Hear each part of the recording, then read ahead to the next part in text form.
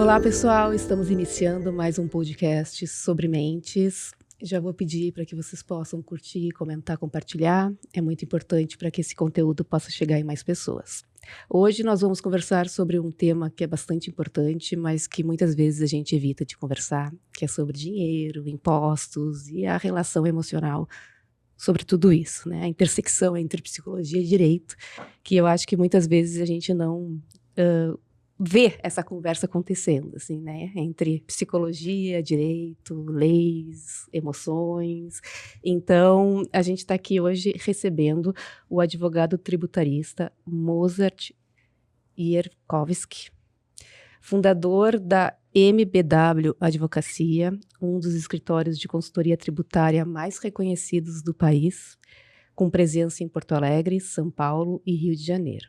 Ele é mestre em Direito Público pela Unicinos e especialista pelo IBET. O Mozart também é professor de Direito Tributário e autor do livro O Conceito Constitucional de Renda Aplicável às Pessoas Jurídicas. Mozart, é um prazer te receber aqui e sinta-se à vontade para compartilhar o teu conhecimento conosco. Boa tarde, o prazer é meu, fico muito feliz pelo convite, estou aqui à disposição para a gente trocar ideias. Tenho certeza que eu vou sair daqui, né, com muito mais conhecimento do que eu entrei, vou muito mais aprender com vocês aqui, que essa é sempre o foco. Vamos começar então com a primeira pergunta, Mozart. Na tua visão, assim, por que é um tabu ainda falar sobre dinheiro? Né? Tá presente no dia a dia, no nosso dia a dia, né? De todas as pessoas. E por que ainda é um tabu, na tua visão, assim? Na minha visão, e é bem interessante essa pergunta, porque já refleti eu reflito há bastante tempo sobre isso, porque eu tento quebrar esse tabu. Eu sou uma pessoa que eu falo tranquilamente sobre dinheiro, falo com os meus alunos, né? Até porque eu penso que a missão do professor é tu levar o conhecimento e o conhecimento real. Então, eu falo o quão rentável é a área tributária e tento convencer meus alunos de ir para a área tributária. Mas, respondendo de maneira específica a pergunta, eu acredito que é uma questão cultural. Né? Culturalmente, a gente aprendeu que parece que ter dinheiro é ruim. Né? A pessoa rica é ruim porque ela explora, porque ela faz alguma coisa de errado. Se tu tem dinheiro, tu faz alguma coisa de errado. Tanto que tem uma expressão que é, aquilo é podre de rico. Na verdade, é contraditório, né? Sim, é verdade. Podre de rico, não.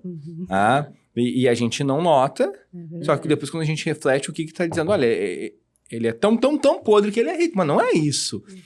Então, eu acredito que é uma questão cultural. E, infelizmente, principalmente no nosso país, no Brasil, a gente acaba tendo, né, a gente cultua a pobreza. Parece que a pessoa que ela tem dificuldade financeira, ela tem mais direito do que outra pessoa. Eu até lia num livro que é bem interessante, que ele até inverte, ele diz assim, se fosse para colocar a pessoa com uma condição financeira maior e a com menos condição, quem teria mais direito é que tem condição financeira maior. Tu faz isso não elege ninguém, isso aí é ruim. Mas por quê? Porque aquela pessoa, ela contribui mais para o Estado, né? Para o bem comum. Né? Quem é que é o pagador de impostos? É aquela pessoa que tem mais renda. Né? Até um dia bem interessante que a gente está gravando, que recém foi sancionada a lei, né, da questão do imposto de renda mínima lá, sobre pessoas que ganham muito dinheiro, que para o Brasil 50 mil por mês se tornou muito dinheiro, né? Os super ricos. Né? Super ricos. Então, é legal, porque às vezes tu começa a ver que tu está enquadrado em determinadas classes, né? Super rico. Muita gente virou do dia para a noite super rico. Né? Então, eu acredito que é isso. É uma questão cultural que faz com que... E aí, olhando mais para o lado da psicologia, né? Mozart, eu acho que também o dinheiro, ele acaba, às vezes, estando muito ligado à autoestima e como a gente mede esforço, valor, sucesso, né? Então, acho que, por isso, falar sobre dinheiro pode, muitas vezes, despertar culpa, comparação, injustiça, vergonha, né? E, muitas vezes, a gente não está falando do dinheiro em si, mas sim como a pessoa se relaciona com ele. Exatamente, né? É isso aí. E, Mozart, por que tantas pessoas têm resistência em pagar impostos? O que tu percebe que mais alimenta essa resistência? Se é o valor alto, se é a falta de retorno, se existe também um fator, tu já trouxe, cultural e emocional em relação a isso, assim, né? Eu acredito que é uma soma dessas possibilidades e o problema já vem na palavra, né? A gente gosta de fazer algo que é imposto para nós. Se eu impor algo para vocês, agora, vocês não vão gostar, né? A gente pode fazer porque é obrigado, mas a gente não gosta. É ruim a frase, tá me impondo tal coisa. Psicologia, relacionamento. Eu chego aqui e digo, eu só vim aqui porque a minha esposa me impôs que eu viesse. Que cara que eu vou estar aqui? Então já tá na palavra, que é imposto, né? A gente não tem como, né, licitamente, né, não pagar. Existe planejamento, a gente vai tentar reduzir, mas assim, é imposto. O imposto ele tá ali. Imposto de renda, pessoa física. Tu aferiu renda, tu vai ter que pagar. Tem como diminuir, mas ele é imposto. Então, eu acredito que a origem dele, né, já faz com que as pessoas não gostem, porque a gente não gosta de nada que nos impõe. Né? Ou a gente, pelo menos, pensa que muitas vezes tem algum tipo de liberdade. Tá? E o maior problema que se tem, e daí é um problema mais geral, é a falta de retorno. Mas é até, tecnicamente, a gente usaria a palavra tributo, porque imposto é uma espécie, tributo é o gênero. Então, eu tenho o imposto, eu tenho taxa, tudo isso é tributo. Né? E de uma maneira geral, o que acontece? A gente não tem retorno do que a gente paga. E a gente não gosta, né? Porque o ser humano ele é acostumado a ter retorno. Né? Eu vou num consultório, né, de uma psicóloga, eu pago a consulta e eu recebo o retorno do conhecimento da profissional. Agora, eu pago algum tributo e eu não tenho nem o retorno direto e nem o indireto, porque daí o indireto também poderia estar vinculado a imposto. Eu pago o imposto e eu não vejo que as coisas melhoram. A gente não vê uma mudança no nosso dia a dia. Então, basicamente, o que a gente acha? Que estão nos roubando, estão nos tirando, que é injusto, estão tirando nosso dinheiro. Olha só, trabalhei o mês inteiro, já veio imposto de renda retido na fonte, já tenho meu INSS, que eu vou me aposentar com 119 anos, se eu chegar lá. Então, tudo isso causa o sentimento de exploração. Exato. Por quê? Tanto é que no Brasil, o Brasil é um dos únicos países do mundo que adota o que nós chamamos de tributação indireta. O que é tributação indireta? É a tributação embutida no preço.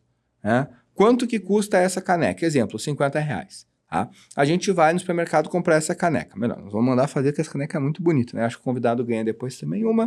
Né? A gente mandou fazer R$50. Quando vocês foram mandar fazer, o que vocês pensaram? Olha, a gente precisa de X número de canecas, a gente tem esse dinheiro? Temos. Vocês, com certeza, não pensaram assim, desses R$50, quanto que é a tributação? Correto? Porque a gente só quer saber se a gente tem os R$50 a caneca. No Brasil, está embutido aqui o valor do tributo. Por quê? Porque daí a gente é cego. A pessoa que não estuda a parte tributária, muitas vezes acha que isso não interfere no dia a dia dela. Mas, na verdade, eu brinco com os meus alunos, direito tributário é a única área do direito que ela está presente 100% na tua vida. Tu nasceu e até a tua morte, porque até o caixão tem tributo. Roupa, tu tá dormindo, tudo, não tem como. Isso daqui, né? O nosso estúdio aqui tá lotado de tributo, só que a gente não pensa dessa forma. Agora, se a gente comparar com outros sistemas, exemplo, sistema norte-americano, para quem já teve a oportunidade de ir para os Estados Unidos, eu digo que no início tem uma coisa que é muito irritante, mas aí depois tu vê, olha como são transparentes, que é o preço do produto na prateleira é diferente do preço do produto que tu passa no caixa, porque quando tu passa no caixa tem a tributação. Então o que ele está dizendo? Olha, isso daqui custa X, tá? Quando tu passa no caixa tem a tributação. Então, o celular custa $1.000. Tá bom. Só que quando eu vou pagar, é 1.100. Porque esses 10% é tributo. No início, as pessoas têm dificuldade. Poxa vida, calculei que era $1.000, é 1.100. É mais Mas depois tu transparente, entende... Exatamente. Tu entende que isso, na real, ele está sendo transparente. O que a gente não está acostumado com isso. É, a gente estranha. A gente assim, eu pago $1.500, mas eu quero que o preço da prateleira seja o preço do... Não, é $1.000, é o da loja. Tá? 10% é o do governo, que é os $100. Ponto. Aqui, por mais que hoje tu vai no supermercado, né, fazer algo que só o gaúcho entende que é o rancho, no cupomzinho fiscal ali sai tantos por cento, ninguém olha. Porque tu quer saber se tu tem os R$50 da caneca. Exato. Querem fazer um exercício, ele é um pouco trabalhoso, né? Mas se forem fazer o rancho no mercado, passem 2 vezes no caixa, tá? Passa realmente produtos de cesta básica, o que a gente precisa para se alimentar, e passa depois os supérfluos, e principalmente se tiver bebida alcoólica, essas questões, pega os 2 cupons e compara. Vocês vão ver a diferença tributária que tem do cupom 1 para o cupom 2. O cupom 2 vai ser muito mais alto percentualmente. Mas a gente não faz essa análise, a gente só quer saber se a gente tem o dinheiro final. Perfeito. Como a gente Eu está não tinha aprendendo. pensado nisso. A gente não olha, né? Não olha. A gente simplesmente paga. É bem isso. Aqui eu acho que, vamos para uma pergunta, mas eu acho que ele já falou um pouco sobre isso, é o que está por trás da ideia de que o imposto é roubo. Essa frase é muito repetida, e de onde vem esse tipo de pensamento e o que ele revela sobre a forma como o brasileiro se relaciona com o Estado e com o dinheiro público. A gente tem o Brasil, ele é um estado que ele arrecada muito bem. Tá? Nós somos um estado que batemos recordes ano após ano de arrecadação. E mesmo assim a gente faz, né, cria mais tributos. Só que nós somos um estado, né, e isso historicamente, então, mas eu gosto do governo A, B, tanto faz o teu governo, tá? Que gastamos mal. O estado é como se fosse nós. Tá? Quando eu vou explicar para meus alunos, eu falo o seguinte, vamos lá, a pessoa ganha um salário mínimo, tá? Daí ela adora Louis Vuitton e Hermès e quer usar tudo original. Ela vai ter condições? Não vai. Ela vai ter que ou trabalhar mais para ganhar mais, né? Ou vai ter que utilizar outras marcas. Esse é o Estado. Né? Só que como é que o Estado trabalha mais? Ele pede para que a gente contribua mais. Hoje quase 90% do dinheiro que entra nos cofres públicos são de tributos. Sim, o que sustenta todo o ente público são tributos. Não tem. Hoje, os governos, eles não têm imóveis, eles não têm outro meio de arrecadação. É tributo ou vai ter uma questão de preço público, que é quando tem concessão. Então, tem concessão de uma rodovia para um pedágio. Mas isso é muito técnico. Mas, assim, 90% é tributo. Então, vem da gente, vem do nosso esforço. Né? E como a gente não vê melhorias, acho que todo mundo aqui vai ter trauma que envolve serviço público. Tu estavas falando, a gente tem escritório em São Paulo. Né? Em maio, tentaram roubar o meu celular quebrando a janela do Uber. Não roubaram o celular, mas eu fiquei lotado de vidro. Não aconteceu nada no fim. Mas aí tu fica pensando, poxa vida, não tinha ninguém, porque o cara quebrou o vidro, tentou pegar 2 meus celulares, saiu correndo e ninguém fez nada. Não existia a presença do Estado. Né? Então, essa sensação que a gente fica, mas por que eu vou contribuir se um dia eu estou trabalhando e tentam roubar meu celular? Por que eu vou ter que recolher mais e mais tributos? É diferente quando a gente compra algo para nós, ou contrata um serviço, que a gente vê o benefício, né? Essa contraprestação. Tanto que a gente pode entrar numa discussão. O que é caro ou barato? Eu entendo que o que é caro é aquilo que não entregou o quanto tu pagou. Pode ser R$1, pode ser caro. Exato. Porque a gente paga caro se a gente vê o retorno disso, né? Exato. Deixei o carro no estacionamento aqui da frente, vim com o carro do escritório. Se eu voltar e tiver tudo certo, para mim o estacionamento foi barato. Agora, se eu voltar e tiver um arranhão que não estava no carro, foi muito caro o estacionamento. É verdade. E, Moza, a sonegação é apenas uma questão legal ou também vem de uma mentalidade? Tu percebe que há uma visão distorcida de que sonegar é ser esperto? E por que tanta gente encara isso como algo aceitável? Posso dar um exemplo pesado aqui? À Vocês me vontade. permitem? Claro. Eu uso esse exemplo em sala de aula, né? Peço, claro, gentilmente, né, licença para as meninas, que é o seguinte, tá?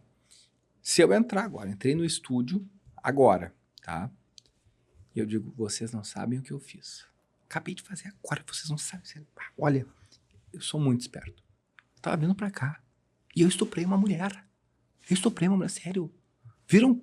Vocês vão olhar assim pra mim. O rosto que ela tá me olhando assim, que esse cara é louco, né? Vocês já vão dizer, já liga pra polícia, já tranca ele aqui, já vamos encher ele de porrada e eu mereço porque eu fiz isso, né? Isso choca, né? Quando a gente fala, claro.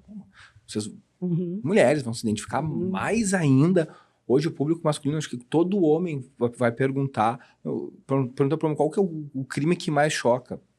Eu falava agora no feriado com meus amigos, em questão de sair de noite a pé. Eu falo, se eu estiver sozinho, eu saio. Com a mulher, eu não saio. Eu não saio, porque se acontecer uma coisa é com a minha esposa, não tem como. Tá? Comigo eu corro, se precisar eu apanho. Tá? Então vai chocar, vão me prender aqui, vou apanhar, vão chamar a polícia, ó, confessou, já acha a mulher, show de bola. Né? É isso aí. Agora, se eu chego aqui e digo, você não tem noção, tá vindo pra cá. Daí um cliente, fechei um contrato muito bom, vamos pensar um valor alto, mas R$1 milhão. Daí, eu tinha que pagar 20% de tributo se eu emitisse a nota. E ele ia me pagar 1 milhão. Ia ficar 200 mil pro governo. Sabe o que eu fiz, gurias? Eu cobrei 900 mil do cliente, o cliente economizou 100 e eu não emiti nota. Então, ao invés de entrar 800 mil no meu bolso, entrou 900 e eu ganhei 100 mil reais aqui. Um gênio! Melhor convidado, a gente precisa até falar mais com ele. Vamos marcar um café, fazer um networking. Não choca. Mas ambos os casos são crime. Eu cometi 2 crimes, só que um choca, o outro eu fui esperto, eu fui malandro. Exato, olha só, vocês vão chegar lá com os amigos de vocês, com os maridos e vão falar assim, tu não tá entendendo a ideia, que a gente entrevistou um cara assim, olha, e é uma ideia fantástica, ele sabe fazer. Só que eu cometi 2 crimes aqui. Só que um a sociedade repudia e tem que repudiar. Só que o outro a gente também precisava repudiar e, na verdade, a gente, inclusive, acha esperto, malandro. Esse é bom. Parece aqueles filmes ou seriados que a gente começa a gostar do bandido. Sim. A gente começa a gostar da pessoa que é ruim, na verdade. Tá? E no fim a gente tá torcendo por aquela pessoa. Ela não pode morrer, né? Não pode morrer. Você pensa, é quase estilo Narcos, Pablo Escobar, né? Pablo Escobar as pessoas gostam, né? Quando eu fui pra Colômbia, assim, tem um monte de coisa do Pablo Escobar. Sabe? Tá como herói, assim, né? Exato. E no fim tu tá vendo o seriado, agora tem um seriado que eu vi, pra descansar, os donos do jogo, não sei se vocês viram, né? Eu tô vendo. Comecei a ver ontem. Os donos dos jogos. Os donos do jogo. Então, o personagem principal é um bicheiro. E no fim tu tá torcendo pelo bicheiro, que ele se dê bem. Não, ele tem que se dar bem aqui. Porque tem toda uma construção de que aquela pessoa, não é, no fim ela é uma pessoa boa. Mas ela matou o fulaninho, o ciclaninho. Não, mas olha o quanto ela já fez de bem para o próximo, né? É que tu tá no dia a dia dela vendo o cara ali no filme também, né? Tu acaba simpatizando também com ele. Exatamente. Tu não quer o pior dele, né? Tu acaba simpatizando, cria esse né? A empatia. A empatia, tu tem uma empatia com aquela pessoa. E é isso. Então, hoje vem muito uma questão de mentalidade aí. Completamente, né? Porque como eu não vejo retorno para mim, eu vou ficar muito mais feliz que vocês ganhem 100 mil a mais do que um ente abstrato, que é o Estado, e que eu sei que esse 100 mil que vocês gastaram não vai surtir efeito nenhum na minha vida. Em tese, porque tudo que a gente tem, basicamente, vem de tributos. Então, se tá ruim, quanto mais sonegar, vai piorar. Então, vai ser isso. Se eu aumentar a sonegação, eu diminuo a arrecadação, eu diminuo os investimentos que o Estado vai fazer. Então, imagina, fica pior, né? Exato, é isso. Só que a gente não tem essa visão. Então, exatamente. Não, e não temos mesmo, né? Para muitos assuntos, eu acho que a gente chama, né, de ignorantes, a gente ignora certos assuntos, né? Acaba indo mais para os específicos, ou seja, da área, ou seja, do que interessa mais. Falar sobre dinheiro realmente não é uma coisa que a gente gosta, assim, né, nesse sentido. Mas é super importante. Até a nível de saúde mental. É extremamente importante. Eu digo assim que o brasileiro, ele paga qualquer coisa. Tu pode cobrar o que for do brasileiro, desde que ele não saiba que está pagando. Daí a gente tem tributação indireta. Né? Eu brinco que em 2018 o povo descobriu duas coisas, né? Duas informações muito importantes, que foi a greve dos caminhoneiros. Primeiro, que a gente precisa de caminhão, né? E segundo, se descobriu que tem um tributo que é cobrado na gasolina. Isso, né? Que é a CID, o combustível. Ninguém sabia, tu não pagou. Pagava sempre. Mas eu tô pagando. É isso, tu paga. Tu vai no posto, tu abastece, tu paga. Tem um tributo específico. Né? Então, assim, precisou de uma greve para que se descobrisse algo que deveria ser corriqueiro para nós. A gente entender o que compõe o preço do produto. Eu tenho um cliente que comentou, né?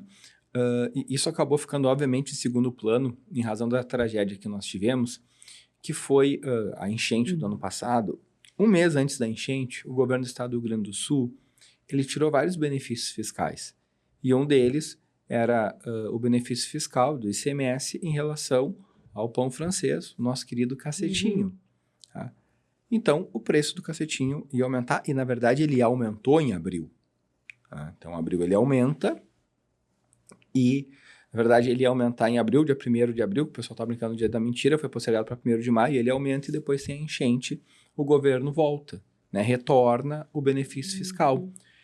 E um dos clientes do escritório, a gente advoga muito para supermercado, o escritório é muito nichado em supermercado, e ele fez um cartaz e disse, olha, a partir da data tal, o preço do pão francês, né, do quilo do pão francês, vai aumentar em razão do estado do Rio Grande do Sul que está enchendo benefício. Ele estava comentando comigo que os clientes não, isso é mentira.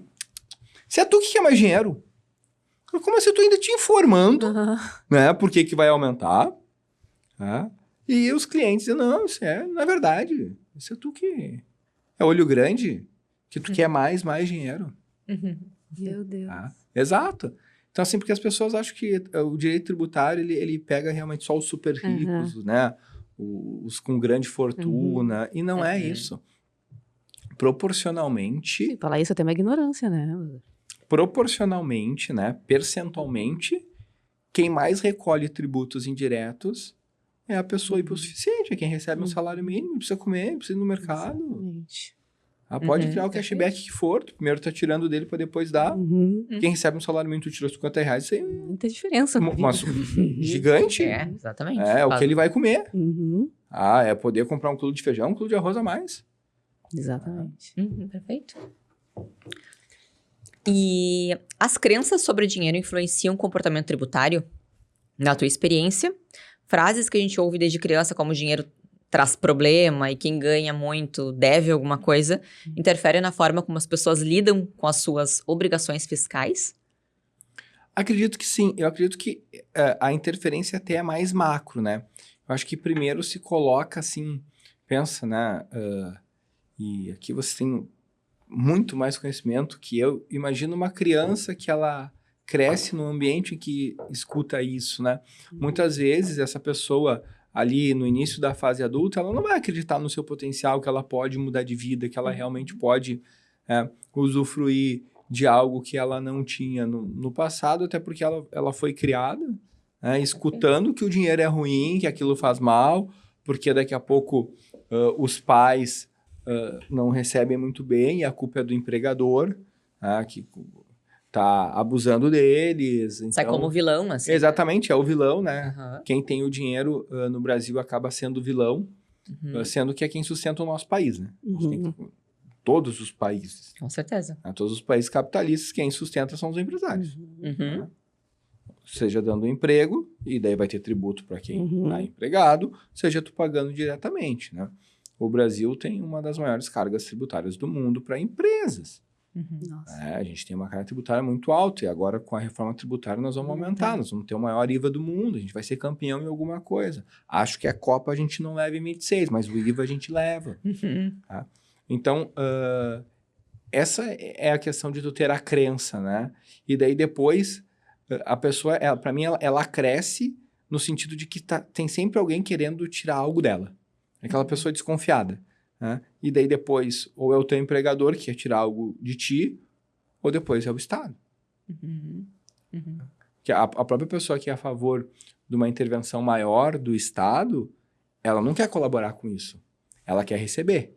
Uhum. Né? Eu quero usufruir do benefício sem entregar a minha obrigação. Uhum. Então, isso com certeza acaba influenciando tanto no crescimento profissional dessa pessoa, como na questão dela, da relação que ela vai ter com o Estado. Uhum. Sim. Exatamente. E muitos empreendedores, principalmente no início, têm medo de errar, de serem pegos pelo fisco ou até vergonha de procurar um contador, um advogado. Por que esse medo é tão comum? Se tu concorda sobre isso, né? Eu digo que eu erro todo dia, né? Já errei hoje, vou errar de novo. Todos nós. Né? Então, Que bom que a gente erra, né? Exato, e como é bom a gente aprender com os erros. Né? Eu acredito que, principalmente no início, o medo é o erro que causaria, né, a ruína. Né? Então, a gente tem que sempre evitar o que eu digo, o risco da ruína. Então, assim, aquela velha frase, não vou colocar todos os ovos na mesma cesta. Então, a gente tem que sempre cuidar isso. E eu concordo, eu achei a pergunta muito interessante, porque por muitos anos, né, hoje eu já leciono há 12 anos, e por 8 anos da minha carreira eu dei aula em curso preparatório para a OAB. E os alunos, obviamente, estão saindo da faculdade, fazendo ali o preparatório, passam na ordem, eles têm muito medo, se eu montar meu escritório, o que acontece? E eu digo sempre assim, vai com medo mesmo. Claro. Vai com medo. O que tu tiver que fazer, se for o certo, e se tu tiver num caminho e tu vê que não é adequado, tu troca a rota. E por incrível que pareça, quanto menor, mais fácil tu é de trocar a rota. Hoje, eu não tenho um jet que eu dobro, eu já tenho uma embarcação um pouco maior que é o tamanho do escritório. Então, para trocar a rota, tu vira mais devagar. O erro custa mais caro. Né? O erro no início ele custa menos. Né? E as pessoas, muitas vezes, por falta de conhecimento, por tudo que a gente está falando desde o início, eu penso assim, mas tudo é muito custoso, né? Porque eu preciso de um advogado, eu preciso de um contador. Né? Mas, na verdade, o Brasil ele tem um sistema que já algumas pessoas já têm conhecimento, que é o MEI. Então, tu já tem como começar. Né? E aí tu vai. E tu vai ter que sempre encontrar profissionais que se adequem à tua condição financeira. É a tua realidade, né? Mas que falávamos, né, antes, terapia. Olha, se eu tenho pouca condição financeira e eu quero fazer terapia, daqui a pouco eu vou contratar uma recém-formada, eu vou buscar algum centro de auxílio. Eu sei o nome porque é muito próximo ao escritório, que é o Mário Martins. O escritório é do lado do meu consultório, É? quase. Onde é que é o Meu consultório? consultório é na Goethe com a Dona Laura. Goethe, sim. O Instituto Mário Martins é na Sim, Dona Laura. Isso. O escritório é na Mariante, quase do lado do Pepo, naquele prédio grande, lá na cobertura. Basicamente é psicólogo, psiquiatra e os advogados que a gente fica lá no último andar, né? Porque se a gente tiver algum surto, já tá no prédio certo, né? O pessoal tem que iluminar. Então é estrategicamente localizado no prédio, onde basicamente só tem psicólogo, psiquiatra, tem um dentista, tem um outro médico, mas assim, são terapeutas que tem ali, né? Daí o Mário Martins, eu saio direito, passou o Pepo ali, tá? Então, assim, eu vou ali, Agora, a pessoa que já tem mais condições financeiras, né? Daqui a pouco ela vai ter um profissional que tem mais tempo, né? Mais experiência, mais tempo de profissão. Formação. Que isso é custo também. Exato. Investimento. Investimento.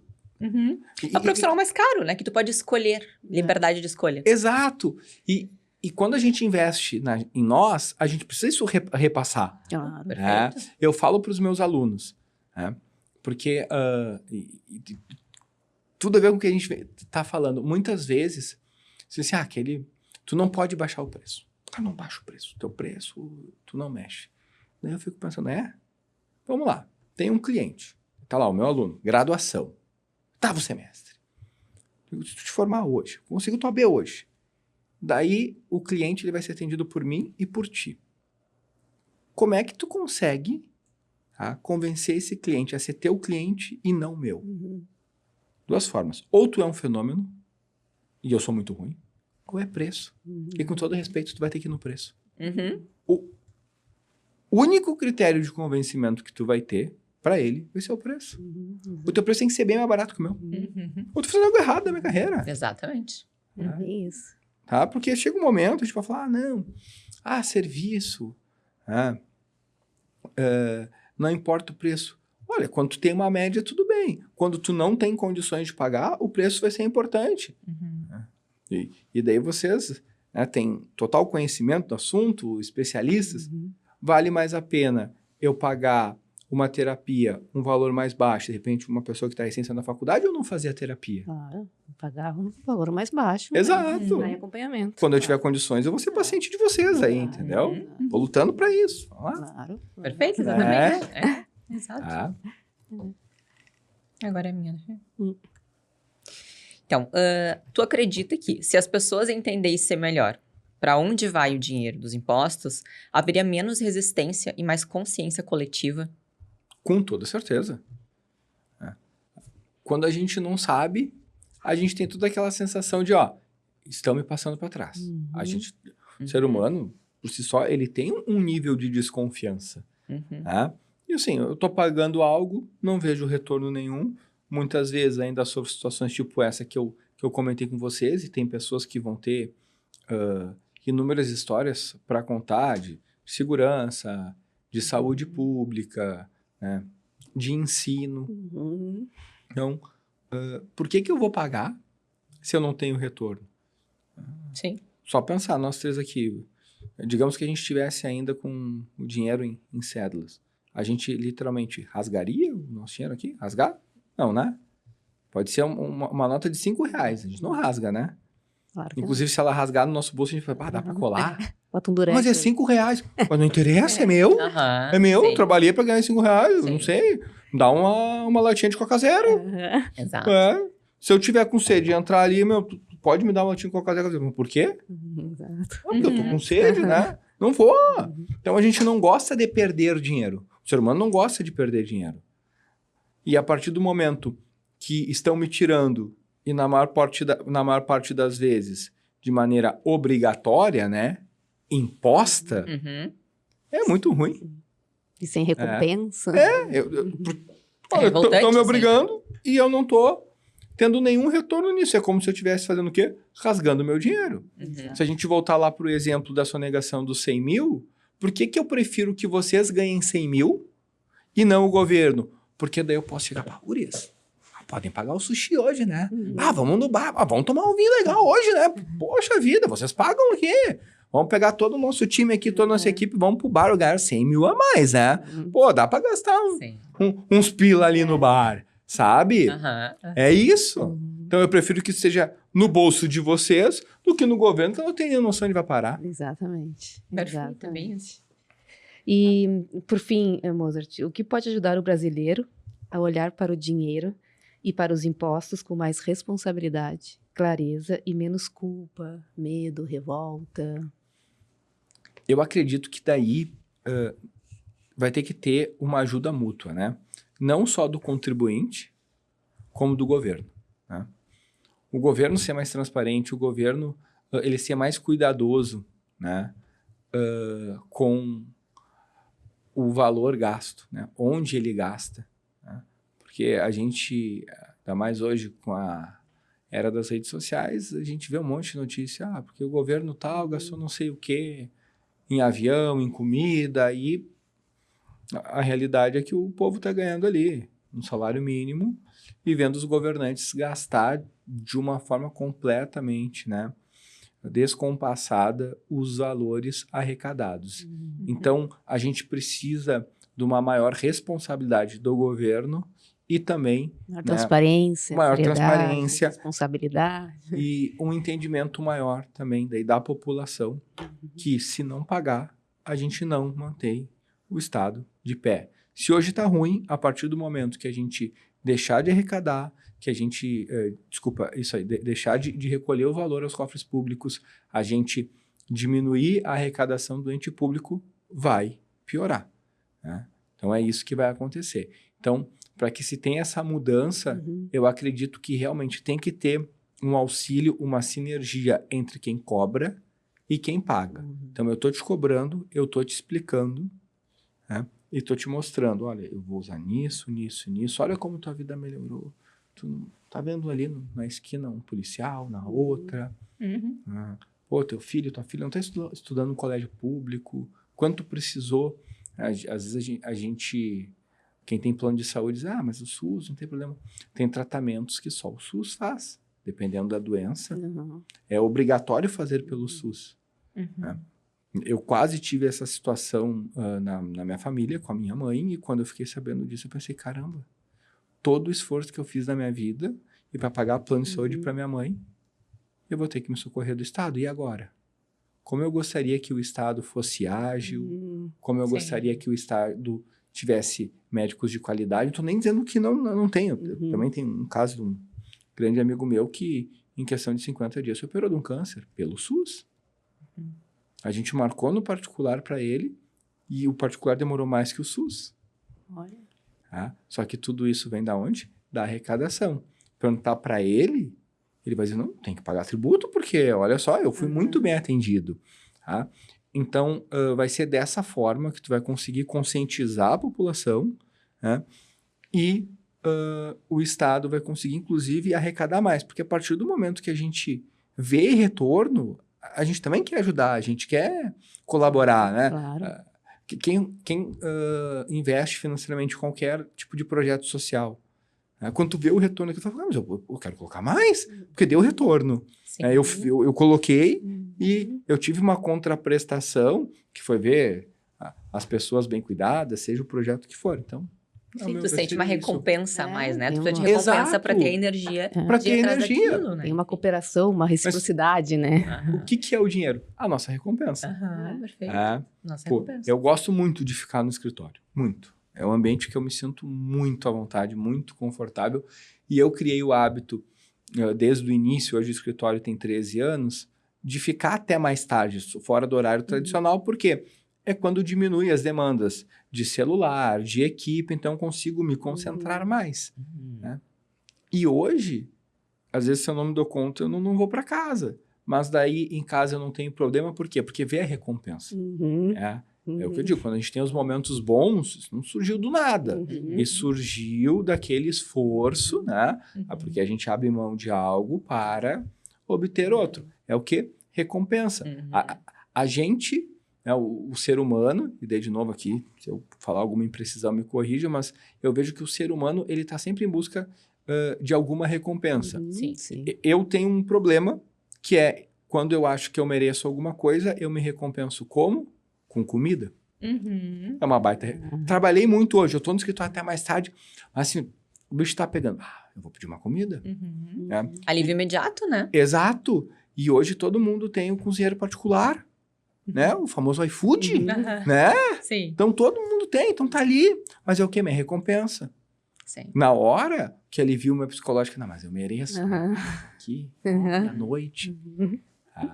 Na hora faz super sentido. Isso. Daí depois vem o estrago, né? Mas, de novo, é o imediato, né? Exato. Bom, Mozart, a gente quer te agradecer pela tua presença, pela tua contribuição, né? Eu acho que foi bem importante. Eu, particularmente, aprendi muito aqui. Também aprendemos muito contigo. Acho que os nossos... Atenta também mais aos meus gastos, aos meus tributos também. Com certeza ficaremos. A minha nota do rancho, do supermercado. E acho que era isso, né? É isso. Então tá, gente. Até o próximo episódio. E vou pedir de novo para vocês compartilharem, curtirem. E fiquem atentos aos nossos episódios. Até mais. Até.